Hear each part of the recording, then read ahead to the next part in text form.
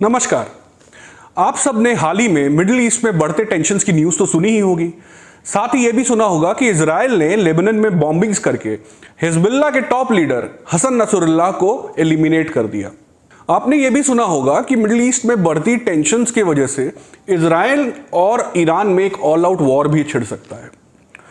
तो आज की वीडियो में हम जानेंगे इस पूरे इशू के पीछे की बारीकियां क्या है और इन सारे इन्वॉल्व एक्टर्स ईरान, इजराइल और हिजबुल्लाह, इन तीनों के पर्सपेक्टिव्स क्या हैं। हिजबुल्लाह कौन है, वो क्या चाहते हैं, उनकी प्रॉब्लम क्या है इजराइल से, इजराइल क्यों इतने सालों से इनसे डील नहीं कर पा रहा और इन सब में ईरान का क्या लेना देना है। क्यों ईरान अपने रीजन के सारे कॉन्फ्लिक्ट्स में इन्वॉल्व है, इसके पीछे का कारण क्या है। क्या इजराइल इस बार अपने एनिमीज को एलिमिनेट कर पाएगा, उसके पास ऑप्शंस क्या हैं और क्या यूएसए चुपचाप बैठकर इजराइल को सपोर्ट करता रहेगा। जानेंगे इन सभी के जवाब इस वीडियो में। इजराइल दुनिया के सबसे हॉस्टाइल नेबरहुड से घिरा हुआ है। उसके सारे नेबर्स उसके स्वॉन एनिमीज हैं। इंडिया की तरह ही 1948 में जब इजराइल का निर्माण पार्टीशन द्वारा हुआ, 55% लैंड इजराइल को दिया गया और 45% लैंड पैलेस्टाइन को दिया गया। मगर इजराइल के फॉर्मेशन के इमीडिएट बाद उस पर पैलेस्टाइन के सारे अरब साथियों ने और देशों ने मिलकर अटैक कर दिया। इजराइल बुरी तरह आउटनंबर्ड था, बिल्कुल नया देश था, फिर भी उनके रिजॉल्व ने उनको ये वॉर जिता दिया। वो अपनी सर्वाइवल के लिए, अपने एग्जिस्टेंस के लिए लड़ रहे थे, जबकि अरब देशों में कोऑर्डिनेशन और सप्लाई चेन के इश्यूज देखे गए। 1948 वॉर के बाद 55-45 लैंड डिस्ट्रीब्यूशन बदल चुका था।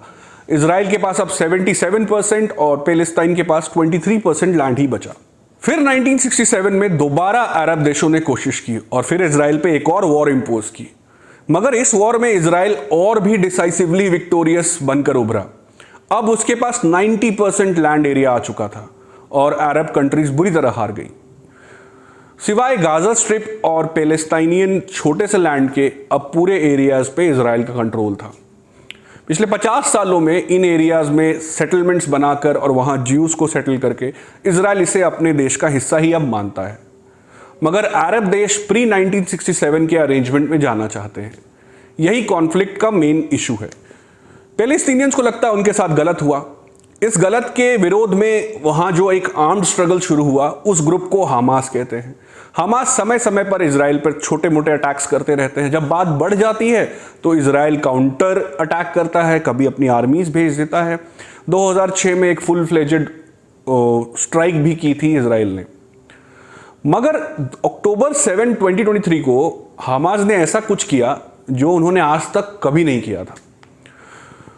हमास ने एक कोऑर्डिनेटेड अटैक इजराइल पे लॉन्च किया जिसमें 1200 इजरायली मारे गए और हजारों को वो हॉस्टेज बनाकर अपने एरियाज में ले गए।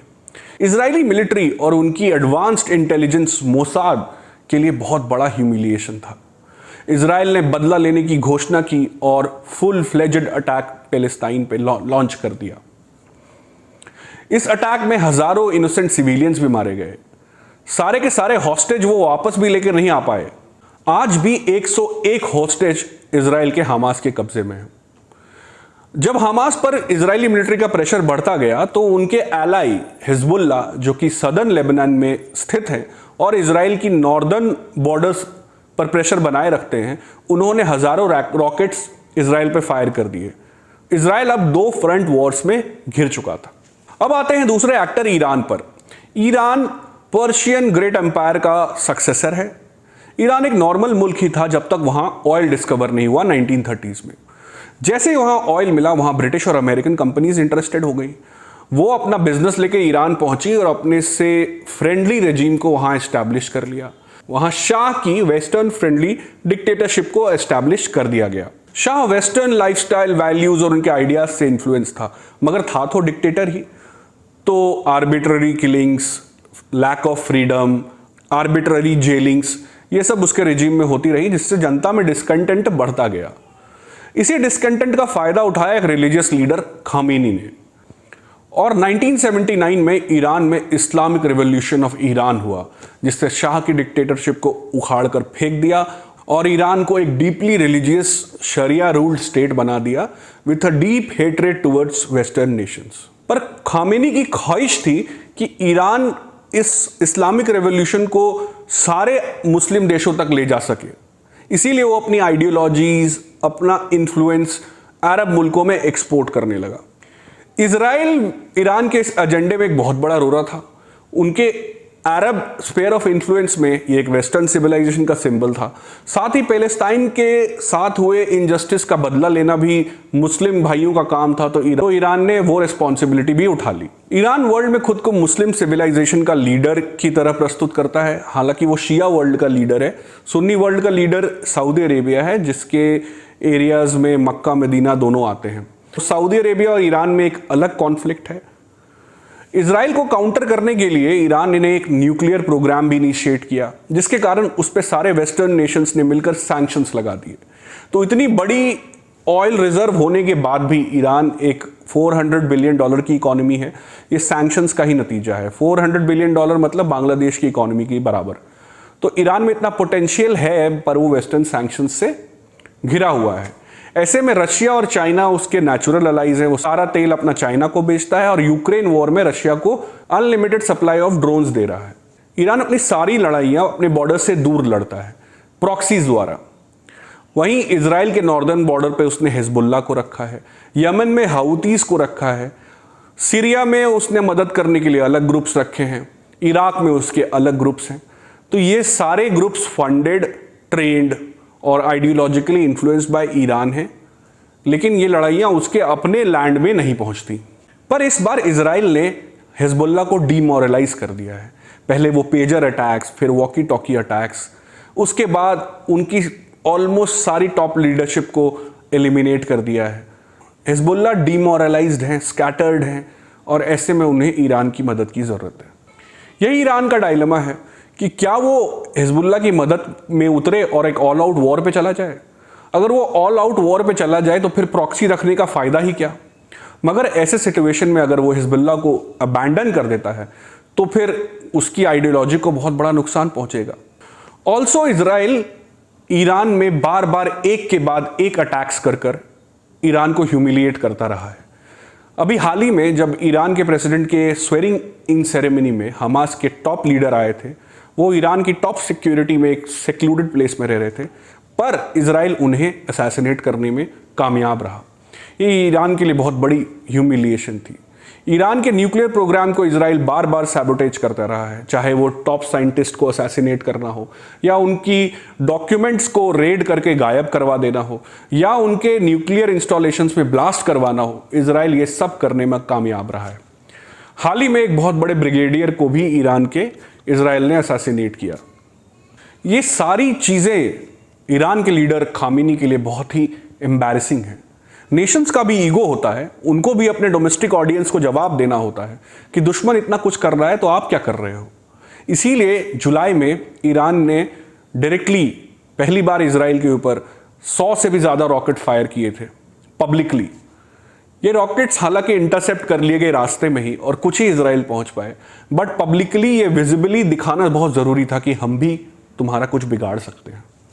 इसी कॉन्टेक्स्ट में हिजबुल्लाह लीडर के असैसिनेशन के बाद कल खामेनी ने स्पीच दी है और उन्होंने कहा है कि इजराइल के खात्मे के लिए अब पूरे इस्लामिक वर्ल्ड को एक साथ आना चाहिए और उनको सबक सिखाना चाहिए। अब आते हैं हिजबुल्लाह पर। लेबनान की सोसाइटी 3 मुख्य कम्युनिटीज से बनी है, शियाज, सुन्नीज और क्रिश्चियंस। इन सब में सिविल वॉर रही जो कि 15 सालों तक चली। इस सिविल वॉर में सबसे डोमिनेंट कम्युनिटी जो बनकर उभरी वो शियाज की ये कम्युनिटी थी हिजबुल्लाह। जब ये सिविल वॉर चल ही रही थी तो 1982 में इजराइल ने लेबनान को इन्वेड कर दिया। पैलेस्टाइनियन कुछ टेररिस्ट थे जो कि सदर्न लेबनान से ऑपरेट करते थे, उन्हीं को चेस करते करते इजराइल ने लेबनान को इन्वेड कर दिया और कुछ टेरिटरी सदर्न लेबनान की ऑक्यूपाई कर ली। इस ऑक्यूपेशन से एंटी इजराइल सेंटिमेंट जो था वो और स्ट्रांग हो गया। ऐसे में एक आर्म्ड ग्रुप उभरा जो कि शिया था और ईरान की रेवोल्यूशनरी आइडियोलॉजी से इन्फ्लुएंस था। ईरान ने इसे सही मौका समझकर उन्हें आर्म्स, ट्रेनिंग और फंडिंग दी। यही ग्रुप हिजबुल्लाह कहलाया। 1992 में हिजबुल्लाह ने अपनी पार्टी भी बनाई और आज सरकार का भी हिस्सा है। कई कैबिनेट मिनिस्टर्स इस पार्टी से आते हैं, तो सोसाइटी में भी कुछ वर्ग में इसको सपोर्ट तो है ही, और सदर्न लेबनान को ये अच्छे से कंट्रोल करते हैं। जब 2000 में इजराइल ने अपनी मिलिट्री को लेबनान से विड्रॉ किया तो इस जीत का बहुत सारा क्रेडिट हिजबुल्लाह को दिया गया। हिजबुल्लाह के पास आज वहाँ की मिलिट्री से ज़्यादा हथियार हैं, ज़्यादा सोफिस्टिकेटेड वेपन्स हैं और फाइटर्स हैं। इसीलिए हिजबुल्लाह को a state with in a state भी कहते हैं। इजराइल में वहाँ के पीएम नेतन्याहू एक माइनॉरिटी गवर्नमेंट चला रहे थे और खासे अनपॉपुलर थे, मगर इस अक्टूबर 7 के अटैक ने पूरे देश को यूनाइट कर दिया। बदले के लिए गाजा पर जो एक्शन लिया गया उसका मिला जुला असर रहा। कई हॉस्टेजेस की तो जान चली गई और आज भी 100 से ज़्यादा हॉस्टेजेस हमास के कब्जे में हैं, जिसका प्रोटेस्ट आज भी नेतन्याहू को झेलना पड़ रहा है। साथ ही साथ कोलैटरल डैमेज में काफ़ी जाने गई, तो इंटरनेशनल कम्युनिटी का भी बहुत प्रेशर नेतन्याहू पे है। ऐसे में हिजबुल्लाह पे ऑल आउट जाना, पहले पेजर ब्लास्ट, फिर वॉकी टॉकी ब्लास्ट और अब ये उनके टॉप लीडर का असैसिनेशन नेतन्याहू को क्रेडिट दिलवा रहा है और उनके लिए थोड़ी ब्रीदिंग स्पेस तो क्रिएट कर रहा है। इजराइल भी यही चाहता है कि वंस एंड फॉर ऑल इस हिजबुल्लाह की प्रॉब्लम से निजात पा लिया जाए, while USA is continuing to support us. Iran repeated embarrassments के बाद विजिबली रिएक्ट करना चाहता है। ईरान हेल्प करेगा हिजबुल्लाह को मिलिटरीली रीग्रुप करने के लिए और इजराइल पर वापस हमला करने के लिए। हमने पहले ही भी देखा है कि ऑल दो लीडर्स असैसिनेट हो जाते हैं, ये ग्रुप्स में टेंडेंसी होती है वापस रीग्रुप होकर ऑर्गेनाइज हो जाने की। फिलहाल तो बॉल ईरान के कोर्ट में है, क्योंकि इजराइल को जो करना था वो तो कर चुके हैं और वो फुल ब्लोन वॉर की प्रिपरेशंस कर रहे हैं। अब देखना ये होगा कि ईरान इस पर कैसे रिएक्ट करता है। हिजबुल्लाह के आतंक से तंग आकर नॉर्दर्न इजराइल से 60,000 लोग वहां से माइग्रेट करके सेंटर में आ गए थे। इजराइल का गोल ये है कि उस एरिया को टेरर फ्री करके इनको वापस वहां सेटल करना है और हिजबुल्लाह ऐसा होने देना नहीं चाहेंगे। वहीं नेतन्याहू का चैलेंज है कि अपने 101 हॉस्टेजेस को सही सलामत हमास की कैद से वापस लाएं और अपनी जनता को ये विश्वास दिलाएं कि दोबारा कभी भी अक्टूबर 7 जैसा हादसा उनके साथ वो नहीं होने देंगे। यही है हिस्टोरिकल कॉन्टेक्स्ट इस सारी कहानी का और पर्सपेक्टिव सारे पक्षों का। आप ही डिसाइड करो कि इसमें कौन सही है और कौन गलत। उम्मीद है आपको ये वीडियो पसंद आया होगा। अगर आपको ये वीडियो पसंद आया है तो इस वीडियो को लाइक करें, उस चैनल को ज़रूर सब्सक्राइब करें। वीडियो देखने के लिए बहुत बहुत धन्यवाद। अगले हफ्ते फिर हाजिर होऊंगा एक नए वीडियो को लेकर। तब तक के लिए धन्यवाद। एक एवरेज इंडियन।